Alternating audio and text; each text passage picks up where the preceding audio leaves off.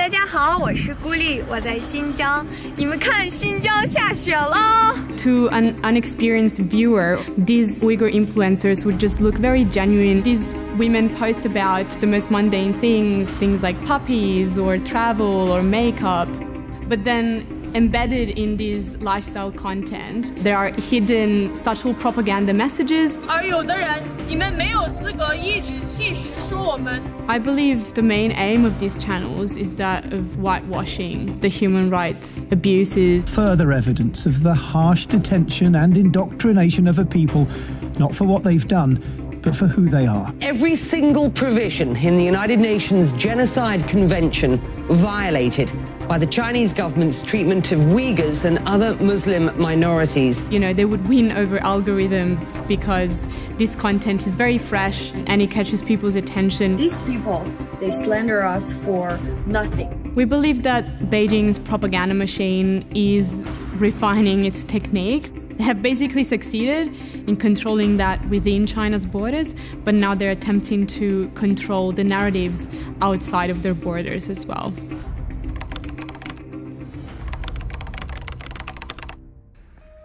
My name is Daria Impiombato and I'm a China analyst at the Australian Strategic Policy Institute. I focus on the intersection between China, human rights and technology. We started noticing these ethnic minority influencers that kept popping up in our searches. The algorithm kept suggesting these videos to us, so we decided to look more deeply into it. My team and I went through 1,700 videos. These women work for private companies, but because they operate in China, they have to abide by CCP laws and regulations. So they would be promoting socialist values, and they have to by law. The problem with these videos is that their link with the propaganda apparatus is not as direct as with party state media or people who appear on Twitter and, you know, have official state-linked accounts. Xinjiang is the westernmost region of China. Xinjiang is very different from other provinces in China. In fact, it is called the Xinjiang Uygher Autonomous Region. Uyghurs are predominantly Muslim. They are very culturally distinct from the Han Chinese. Since 2017, China has rounded up over 1 million Muslim Uyghurs into so-called re-education camps. These camps are, in fact, just indoctrination and often forced labor camps, where a lot of these people are still detained. The US State Department has called what China is doing to your Muslim minority a genocide. Also, Canada says that. Also, the Netherlands say that. Birden açıp suraklı çıkmış. Öyle yandı köyde çiğ kırgan avaz çıketti tayakның avazı. Ben buğa üçün Uyghur buğa üçün açtaqıldı. Kişende putumda kişem bilen 1 yıl 3 ay 10 gün çıkıkça ben aş kişem bilen putumda kişemden sürdüm 5 kiloluk kişem. The UN finally published a highly anticipated report on the human rights situation in Xinjiang. They came to the conclusion that there is credible evidence that grave human rights violations have and are still taking place in Xinjiang. Hello， 大家好，我是00后的古丽。Hello， 大家好，我是迪娜。We started seeing all these ethnic minority influencers pop up in this series of videos. The thing that stood out to us was that we were on YouTube, which is a platform that is actually banned in China. 你在新疆可以负责任地告诉大家 ，HM 和西方媒体的报道纯属子虚乌有。Most of these accounts started popping up from mid-2020. 古丽，你看，我在去邻居家的路上找到了一只小狗哎。So to an unexperienced viewer who doesn't know about what is happening in Xinjiang, they would just look like genuine lifestyle videos. But then embedded in this lifestyle content, there are hidden subtle propaganda messages, and then you also have the more overt, you know, strictly propagandistic messages that are embedded in the videos. Xinjiang is the same as other places in China. People live and work in peace and happiness. Another disturbing allegation that the Uyghur population has been forced to engage in slave labor. The cotton production in Xinjiang has been under a lot of international attention and pressure because of allegation of forced labor. 所谓中国新疆地区存在强迫劳动。 完全是子虚乌有。 These influencers started publishing a lot of videos about how amazing Xinjiang cotton is and how great quality it is. 你们看，我身后是一片雪白的棉花地。你们想了解新疆的棉花吧？ But then they went as far as, interviewing people who owned, the majority of these cotton plantations. 那您以前有没有这样子邀请一些工人们过来，就是采过棉花？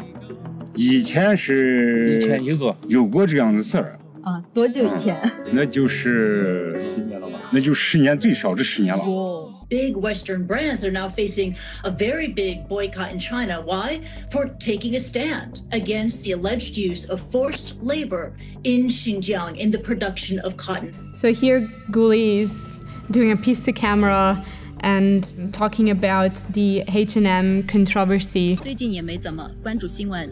不查不知道，一查真搞笑。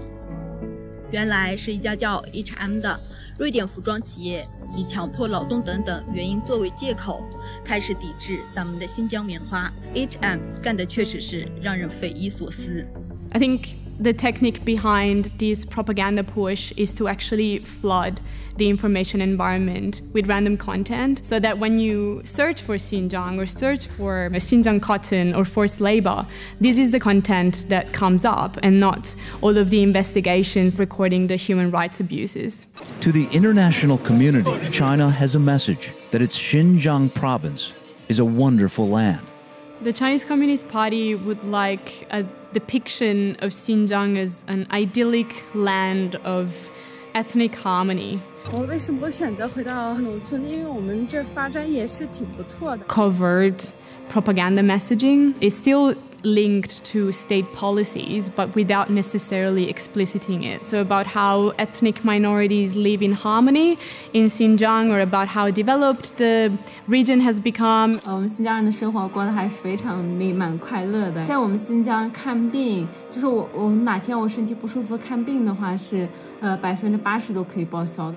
The assimilation of ethnic minority groups has always been a priority for the Chinese government. Ultimately, the Chinese Communist Party wants these people to feel primarily Chinese and belonging to the motherland of China.